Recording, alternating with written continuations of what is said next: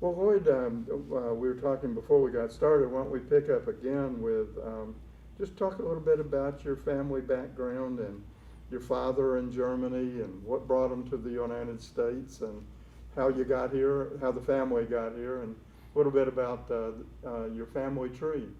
Okay, so both my parents on each side, as far as they can trace back, are 100% German ancestry.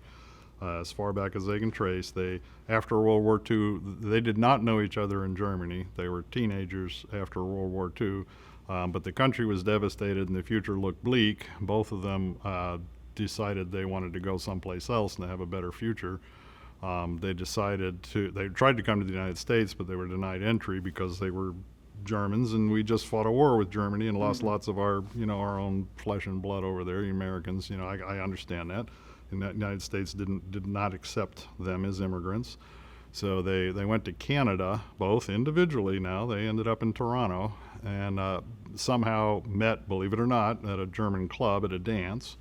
And that's how they met. And they, got married. And after several years, my mother's health was deteriorating. Doctor said you need to go to, you need to go to a warmer climate. And by this time, the border had opened up for them, so they moved to Florida. I had heard something like my dad kind of ran out of gas in Tampa. That's as far south as he got.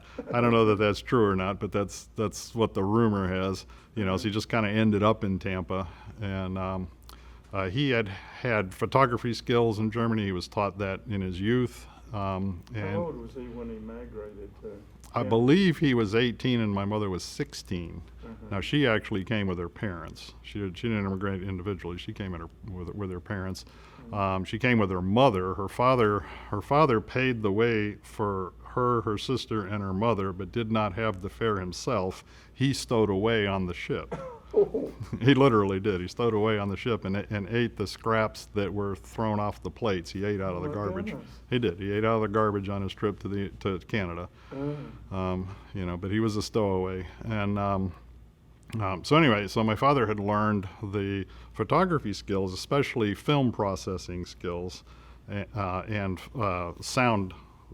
Getting sound on film. He had learned those skills in Germany. It was actually kind of a German invention. But when he came to Tampa, he got hired on at NBC Studios to work in the color lab to process film. So everything was done by real, true film at that time. Obviously, there was no, CDs or instantaneous digital. We know that. And my father had learned the skills in Germany to combine sound on color film. And that was not done in the United States. They did not have that technology, but he had learned it in Germany. So when he came to NBC Studios, he showed them how to do this process. So you used to have a sound track. It was an individual tape, and then you had a video track that was an individual tape, and you always had to combine the two. I don't know if you remember when you were younger, you went to movies, and sometimes the sound was not playing in line with the lips moving. You remember that? I do actually remember that. I've seen some movies that were like Yeah. that, and what's happening is that they didn't have them cued exactly the same, so the sound was running slightly ahead or slightly behind the visual. So they could do it on black and white. They had it combined by the time my father came, but they couldn't do it on color. There was some technical problem there, but my father knew how to do it, so he did it for NBC Studios and actually got it patented for NBC Studios, and his name is in the U.S. Library of Congress as being credited with that invention, although it wasn't his invention. He learned it in Germany. He was What was his name? Leo Heinrich Fasselt, Okay. Fasselt, Yeah. which is an unusual name even in German. Really? It is a German name, but it is unusual. There's not many of them even in Germany. Uh-huh. Photographer. So my father was a professional photographer, but he was ambitious. My father was ambitious, and I'm not sure exactly what started him building, but he started remodeling houses on nights and weekends. I guess just picked the skills up by himself. When I was 11, my family embarked on building a weekend retreat house, kind of, a cottage, a second house, a vacation home, whatever you want to call it. So the whole family, literally, mother, father, sister, father, myself, built a home out in Withlacoochee, on the Withlacoochee River in Florida. And I mean, we literally, I did the framing, I did the roofing with my father, and I did the electric. My sister and my father did the plumbing. I can't remember, I guess my mother did a little bit of everything. And you're 11 years old. I was and you're 11 doing years all old, that? yeah, and we literally built this house from scratch. And I just fell in love with the building trades. Oh my goodness, I just fell in love with it. And it's it set the path for the rest of my life. Did you know how unusual that was for an 11-year-old to be doing the framing and the electrical and all of that? It seemed normal to me. My dad said we need to go do this, so we went out and did it. You worked with your father on Yeah, this then. yeah. I worked with my father. Now, Dad had taught me carpentry skills when I was younger. I'd built birdhouses and things like that. I mean, I knew how to nail and measure and cut and all that. I mean, since I was a little boy. Mhm. But he had learned carpentry, I think, in school in Germany. I think, as I recall, I think in his grade school he had learned that. So, but anyway, so I kind of knew right then and there that's what I wanted to do. I kind of built my life around that. I said, I'm going to build houses when I'm older. I'm going to build houses. And so then you go into business for yourself? Yes, sir. So my parents taught me a lot of wisdom growing up in Germany, hungry, sick, not in good condition. They knew how to be frugal. They knew how to be miser. They knew they knew good economics, and they taught me good economics my whole life long. And my parents had always. It had to be terrible for them growing up during World War II in Germany. Oh, it was. The bombing It of was. all the cities. It was. Yeah. They were essentially denied their childhood. My parents didn't have a childhood. They were surviving for most of their childhood, their growing up years, And there's tons of stories and tons of memories there, and a lot of them are very bad. And we won't go into them, now it's not part of this, but they grew up hard. So they grew up serious, they hit the ground running, they hit Canada and America, they were serious about things. Yeah. So they taught us that way too. My daughter, my sister and I were taught frugal economics, and one of the things they always taught me, they said you need to invest your money, you need to be buying land, you need to buy land, and then you need to get houses, and you need to go into rental business, and my parents taught me all that as a kid. I had bought my first property at 17, I think, for cash, my money, not their money, my money, cash. I bought my first property at 17. Because you'd been working. So I had been working. Yep. Already.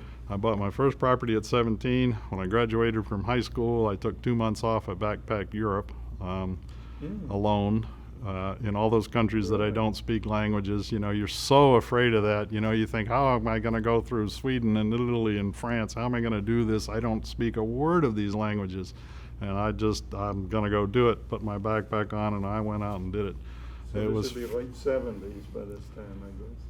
Yeah, actually, I think it was 80, I think, as my memory serves. I think this was 80. So anyway, so I took the summer off, backpacked Europe, came home, and started building houses for myself.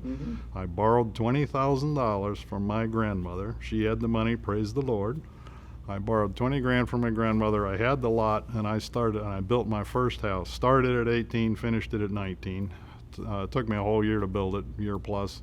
And I did as much of it as I could myself, saved money everywhere I could, built it under a homeowner's permit, and then actually rented it to a friend of mine, rented it, and then sold it after a little bit, sold it, and then built another, so I love home building. But I love spec home building.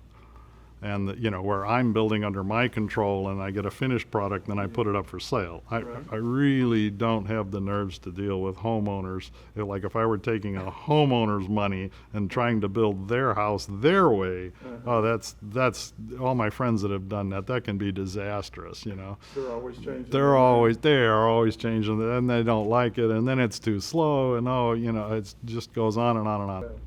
Well, when you came here, your job was building plans examiner / inspector. Yeah, that was my first position for like the first 2 years.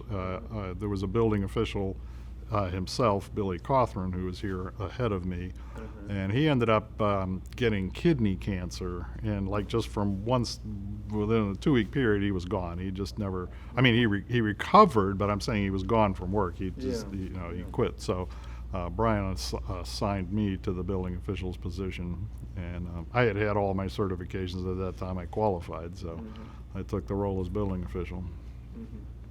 So. And how big was the staff at that time, the office? So Billy and I ran it together, just the two of us at that time. When I took over as building official, I saw the writing on the wall. I saw what was happening with the city. We're subdivisions coming that have 200 and 300 homes in them. I'm like, I can't do this. I need 2 people. You're going to have to give me, if you want me to be building official, I need 2 inspectors.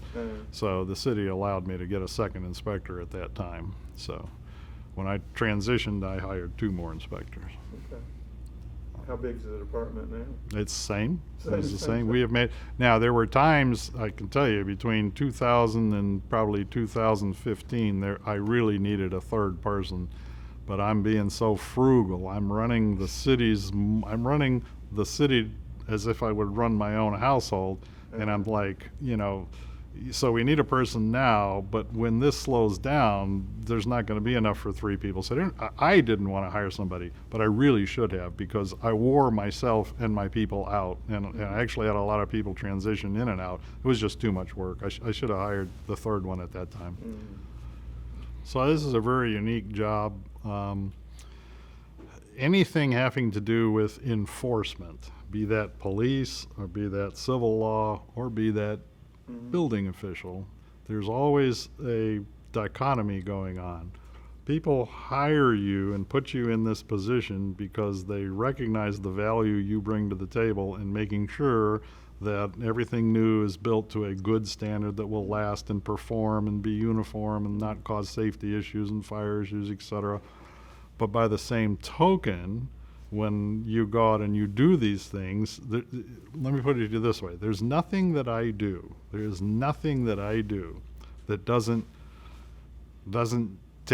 make people do what they don't want to do, tell them they can't do what they want to do, but in either case, it's going to take you more time and more money. So there's nothing that I do that really makes people happy. On the going in, whatever I deal with you is painful in that sense. So there's it's always it's a really unique situation where the more stringent, the more conscientious you do your job, the more you aggravate the people who hired you to do it. It's one of those weird, aggravate in the sense of, it's a reality that you still want to hold costs down as much as you can, so when I go in there, I'm actually raising the costs, so that doesn't go well with the building community. It's actually what the city's hired me to do, in a sense, to enforce code, but that costs. There's a cost involved in that. So it's a hard job in that sense. You're not making people happy, including your bosses. They're always, do we have to do that? And then I got to explain, yes, you have to do that. This is why code says you have to do this, and okay. So it's kind of a funny relationship building officials have. So you don't win popularity. No, you most certainly do not. And on top of that is that that I'm only seen when something goes wrong. So again, we call it the submarine service. It's almost like you don't even know we're here unless something goes wrong. And something goes wrong, it's like, oh well, Loyd, why didn't you catch that? But all the things that go right is never going to be seen. Homeowners don't see that. That they don't realize what effort has been put in to protect them, and to protect their largest investment.